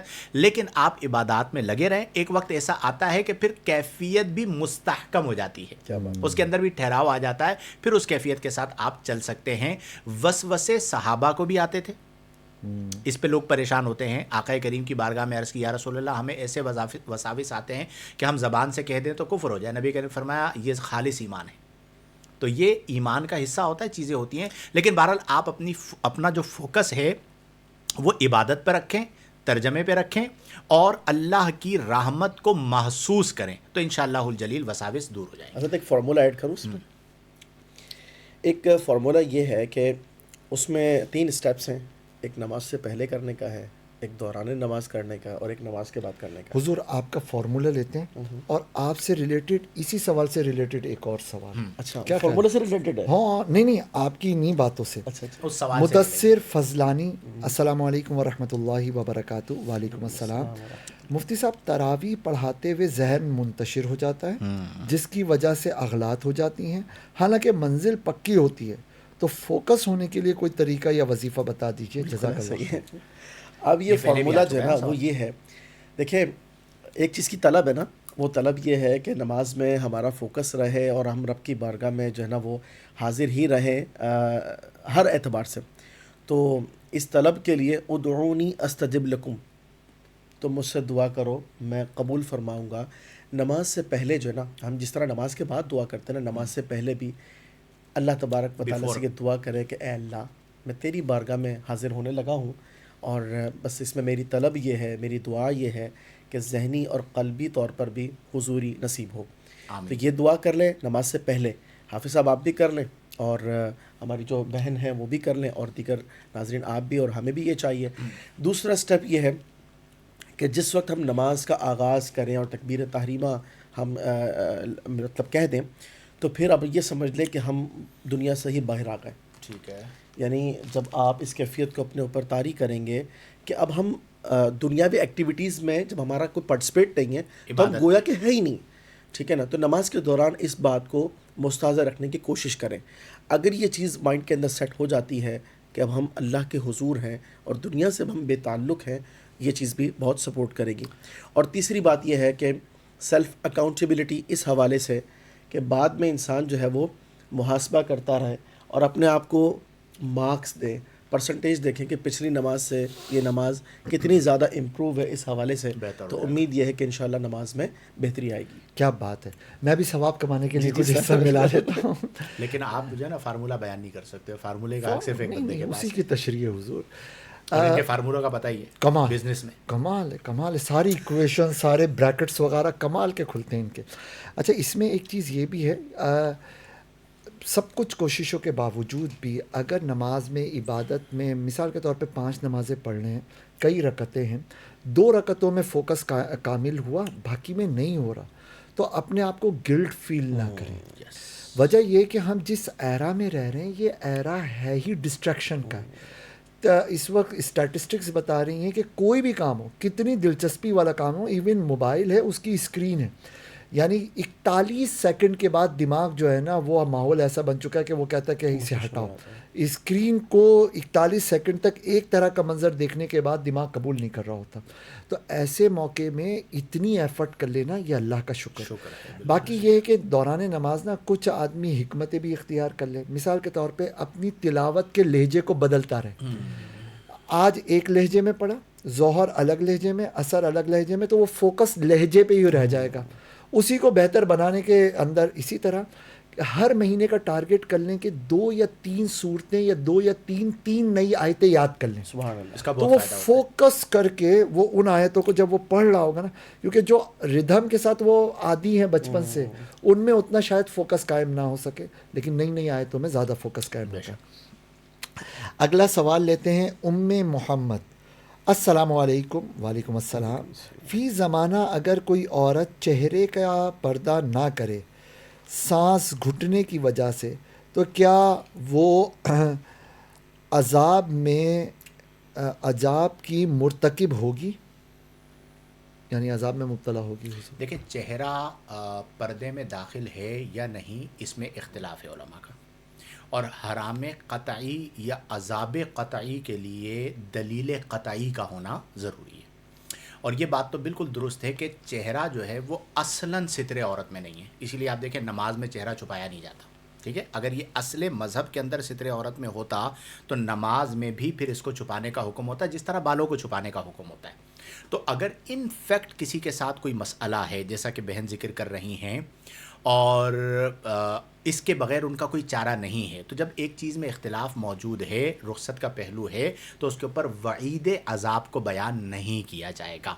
البتہ چونکہ یہ بھی ایک فیکٹ ہے کہ چہرہ فتنے کا سبب بنتا ہے، اس میں کوئی دو رائے نہیں ہے، اور جو جلابیب کا ذکر آتا ہے کہ وہ چادریں ڈالنے کا حکم دیا گیا، اس میں اصل عورت کا جو معاملہ ہے وہ چہرے کے اعتبار سے ہے۔ تو عام حالات میں ہماری طرف سے جو فتویٰ دیا جاتا ہے وہ یہی ہے کہ چہرے کا پردہ کیا جائے گا، لیکن اگر کسی کے ساتھ مسئلہ ہے اور اس مسئلے کی بنا پر وہ نہیں کرتی تو اس کے اوپر کوئی وعید عذاب کو بیان نہیں کیا جائے گا۔ ماسک اگر لے لیا جائے تو یہ زیادہ بہتر ہے۔ اسما زاہد کوسچن کرتی ہیں، سوال یہ ہے کہ جو لوگ ایک دوسرے سے دعا کے لیے کہتے ہیں تو کیا وہ قبولیت کے پیش نظر کہتے ہیں کیونکہ انہوں نے سامنے والے کی زبان سے گناہ نہیں کیا ہوتا؟ کیا حکمت ہے؟ بات یہ ہے سامنے کہ والے کی زبان سے گناہ نہیں کیا ہوتا، ایک مطلب روایت ایسی میں زبان ہے جو دعا کرے جس نے مطلب جو نا وہ گناہ نہیں کیا، بے گناہ زبان جو ہے وہ دعا کرے۔ دیکھیں، پہلی بات تو یہ ہے کہ اس طرح کی جو مطلب باتیں ہیں نا، اس پر فوکس کرنے کے بجائے ہم تعلیمات شرعیہ کو دیکھیں۔ نبی کریم صلی اللہ علیہ وسلم نے بھی دعا کے حوالے سے مطلب فرمایا کہ سیدنا عمر فاروق رضی اللہ تعالی عنہ کو کہ آپ اپنی دعاؤں میں ہمیں یاد رکھیں، خلاصہ حدیث ہے۔ تو اس سنت کو پیش نظر رکھتے ہوئے جو ہے یہ بات کر دی جائے کہ ہمیں دعا میں یاد رکھیں۔ باقی اس کے علاوہ دیگر جو چیزیں ہیں تو میرے خیال میں ان کی طرف التفات سے بہتر یہ ہے کہ سنت ہمارے لیے مشعل راہ ہے۔ اور دوسرا یہ ہے کہ ہم کسی کو دعا کا کہتے ہوئے یہ بدگمانی نہیں کریں گے کبھی بھی کہ وہ رسمی طور پر ہی یہ کہا جا رہا ہے، بلکہ سنت نبی کریم صلی اللہ علیہ وسلم سے جب یہ ثابت ہے تو ہمیں مخلصانہ طور پر دوسروں کے لیے دعا کرنی بھی چاہیے، اور اگر کوئی ہمیں دعا کے لیے کہے تو ہم یہی فوکس کریں کہ یہ سنت نبوی پر عمل کر رہا ہے۔ چلیں جی، واہ، اختتام دل کی طرف کے جا رہے ہیں۔ دل کے تاروں کو چھونے والا معاملہ کمنٹ آیا مدثر فضلانی کی طرف سے۔ مفتی صاحب، آپ تینوں نے کبھی مدینہ پاک کا سفر ساتھ کیا ہے؟ بس آپ دعا کیجئے کہ ہمیں یہ سعادت نصیب ہو، اور انشاءاللہ جلد نصیب ہوگی، اللہم آمین۔ جلد۔ یہ بلاوے کی باتیں ہوتی ہیں، کہاں کا منصب کہاں کی دولت، قسم خدا کی یہ ہے حقیقت، جنہیں بلایا ہے مصطفیٰ نے وہی مدینے کو جا رہے ہیں۔ تو بس انشاءاللہ جلد ہی ہمارے آقا کریم ہمیں یاد فرمائیں گے اور ہم حاضری دیں گے انشاءاللہ۔ انشاءاللہ۔ اچھا، یہ محل مبین ولی سلطانی ہیں، یہ کہتے ہیں میں پہلے بھی یہ سوال کر چکا ہوں، کیا کسی پیر صاحب کو عورتوں کو اپنی بیعت کروانی جائز ہے؟ کیا پیر صاحب غیر محرم نہیں؟ مفتی مدنی صاحب اور مفتی لاکھانی صاحب دونوں رہنمائی فرمائیں۔ شاہد مدنی صاحب. دیکھیں، ہمارے ہاں جو پیری مریدی کا معاملہ ہے نا، وہ بڑا عجب و اغرب ہے. میں اس کو بالکل آسان کر کے کہہ دیتا ہوں. نمبر 1، خواتین کو بیعت کرانا جائز ہے. ٹھیک ہے، خواتین بھی مرید ہوتی ہیں، لیکن خواتین سے مرشد کا شرعی پردہ بھی ہے، اور جس طرح مردوں کو بیعت کروایا جاتا ہے ہاتھ پہ ہاتھ رکھ کے، اس طرح خواتین کو بیعت نہیں کروایا جائے گا. اب اس سوال کا بیک گراؤنڈ کیا ہے؟ اس کا بیک گراؤنڈ یہ ہے کہ کچھ ایسے 2 نمبر پیر ہیں جو باقاعدہ اپنی مریدینیوں کو اپنے سامنے بٹھاتے ہیں، دم درود کرتے ہیں، وظیفے بتاتے ہیں، اور کہتے ہیں یہ تو ہمارے شیخ ہیں. تو یہ یاد رکھیں کہ شیخ ہونا قلم شریعت کے اٹھ جانے والا معاملہ نہیں ہے. شیخ وہی ہوتا ہے جو شریعت مطہرہ کا تابع ہو، شریعت مطہرہ کا پابند ہو. تو خواتین کی جو بیعت ہے وہ بالالفاظ تو ہے کہ خاتون موجود نہیں ہے، اس کی غیر موجودگی کے اندر یا پردے کے اندر اسے مرید کر لیا گیا تو خواتین بھی روحانی فیض تو پائے نا، انہیں کیوں محروم رکھنا ہے. لیکن اس کا یہ مطلب یہ ہے کہ پیر جو ہے وہ اس سے پردے کے احکامات اٹھ گئے، مریدنیاں سامنے آ کے بیٹھ گئیں. اس طرح کی ہمارے دین میں بالکل گنجائش نہیں ہے. بعض جگہوں پر تو یہ بھی ہو رہا ہے کہ پیر صاحب جو ہے وہ مریدنیوں کے سر پہ ہاتھ پھیر رہے ہیں. ٹھیک ہے، پیر صاحب وزٹ کے اوپر آئے، پہلے مردوں کی طرف گئے پھر عورتوں کی طرف گئے. یہ پیر بھی بہت دبوا ساری رہے جگہ ہیں، پتہ نہیں اور کیا بھی کیا بہت الٹے کچھ ہو رہا سیدھے ہے. کارنامے. تو جب ہم نے ابتدائیہ بیان کر دیا کہ بھائی صرف سامنے بٹھانا ہی جائز نہیں ہے، تو پیر دبوانا، ہاتھ چموانا اور دیگر چیزیں کرنا یہ کیسے ہو سکتا ہے؟ یہ ہماری قوم کا بھی مسئلہ ہے کہ بس وہ نسل در نسل جس طرح چل رہے ہوتے ہیں نا کہ میرے ابا چونکہ فلاں کے بیت تھے تو میں ان کے بیٹے کا مرید ہوں. ہو سکتا ہے ابا جو ہے وہ باشرہ ہوں، بیٹا جو ہے وہ باشرہ نہ ہو. تو اس لیے شرعی طور پر یہ بالکل بھی جائز نہیں ہے. خواتین کو بیعت کروایا جا سکتا ہے، لیکن پیر کا اپنی مریدنی سے پردہ ہے، اور کسی بھی طرح جو ہے اس پردے کے حقوق کو نظر انداز نہیں کیا جا سکتا. انہوں نے اس سوال کے اندر 2 پارٹ رکھے تھے نا، کہ مطلب یہ کرنا جائز ہے یا نہیں. تو سورۃ الممتحنہ کے اندر اللہ تبارک و تعالیٰ نے یہ الفاظ ارشاد فرماتے ہیں نا، فبایعہن واستغفر لہن اللہ. آپ انہیں بیعت کرنے، مطلب آپ بیعت کریں انہیں خواتین کو، استغفار کیجیے. تو بالکل یہ تو جائز ہے. چلیں، ماشاء اللہ. شیخ حسنین احمد، مفتی صاحب جمعے کا خطبہ مقامی زبان میں کیوں نہیں دیا جاتا؟ کچھ کنٹریز میں ان کی نیٹو لینگویج میں دیا جاتا ہے، لائک سری لنکا وغیرہ. اصل میں حضور اکرم صلی اللہ علیہ وسلم کے زمانے کے بعد خلفائے راشدین کے دور میں اسلامی فتوحات پھیلیں تو الگ الگ زبان کی قوموں تک بھی اسلام پہنچا، اور وہاں پہ باقاعدہ جمعے قائم ہوئے. لیکن صحابہ اکرام نے وہاں ان کی مقامی زبان جاننے کے باوجود بھی خطبہ عربی میں ہی دیا. اسی لیے ہمارے یہاں بھی یہی کیا جاتا ہے. اور غالباً نیٹیو لینگویج کے پیچھے حکمت یہ ہوگی کہ لوگوں کی انڈرسٹینڈنگ اچھی ہو جائے. تو ہمارے پاک و ہند کے اندر تو یہ طریقہ رائج ہے کہ عربی کے خطبے سے پہلے پوری تقریر، پورا خطبہ، پورا بیان ہوتا ہے. تو وہ جو مقصود ہے جس کے پیش نظر یہ کوسچن ہے، وہ مقصود بھی حاصل ہو جاتا ہے. تو اچھا ہے کہ صحابہ کے طریقے کو، طرز کو برقرار رکھا جائے. یہیں پہ گفتگو کو اختتام پذیر کرتے ہیں. چلیں جی، وقت اپنے اختتام کو پہنچا، اور آج کا ہمارا موضوع تھا تعلق باللہ، اللہ سے تعلق کو مضبوط کرنا. اس پر معزز علماء کرام نے بالیقین اپنے اپنے علم کے مطابق روشنی ڈالی. نحن اقرب الیہ من حبل الورید، اللہ ہماری شہرک سے زیادہ قریب ہے، یہ قرآن ہے. ہم نے یہ دیکھنا ہے کہ ہم اللہ کے کتنے قریب ہیں. جہاں پہ قرب محسوس نہیں ہو رہا ہوتا، وہاں پہ مسئلہ ہمارا اپنا ہوتا ہے کہ ہم رب کے قریب نہیں ہوتے. ہم رب کے قرب کو محسوس کرنا شروع کریں، کیفیت بدل جائے گی. اور یہ رمضان اللہ کی نعمت ہے. 10 دن گزر گئے، پورا عشرہ رحمت چلا گیا اور ہمیں پتہ نہیں چلا. اب 2 عشرے باقی ہیں. اس میں جتنا رب کا قرب حاصل کر سکتے ہیں آپ کر لیجئے، وہی پھر کیفیت غیر رمضان میں بھی قائم اور دائم ہو جائے گی. لیکن اس کے ساتھ ساتھ چونکہ ہم نے معرفت پر بات کی ہے، اور معرفت کے لیے علم شرط ہوتا ہے. جتنا کسی چیز کو آپ جانتے چلے جائیں گے نا، آپ اس کا اتنا زیادہ احترام کرنا شروع ہو جائیں گے. کیا بات. جتنے قریب، یعنی جتنا جانیں گے اتنا قریب ہوں گے، چونکہ اس کے کمالات اتنے کھلیں گے. تو معرفت کا تعلق جو ہے وہ جاننے کے ساتھ ہے، اور جاننا علم کو کہا جاتا ہے. تو اپنے معاشرے میں اس علم کی جہاد کو عام کریں. اور اپنے اندر اللہ کے قرب، اللہ کی محبت، اللہ کے تعلق کا جذبہ اسے پروان چڑھائیں اور خلوت کو اچھا بنائیں، صرف جلوت کو نہ دیکھیں۔ لوگوں کے درمیان تو ہم تکلف بھی کر لیتے ہیں، اپنی تنہائی کو اپنے رب کے تعلق سے مضبوط اور مزین کریں، تو انشاءاللہ الجلیل قلب آپ کا بہتر ہوگا اور آپ کی ہر چیز اللہ کے قرب کا ذریعہ بنے گی۔ ایک بزرگ رحمہ اللہ کا قول مجھے ابھی سر دست یاد آ رہا ہے، آپ نے فرمایا الرجال اربعۃ، مرد 4 طرح کے۔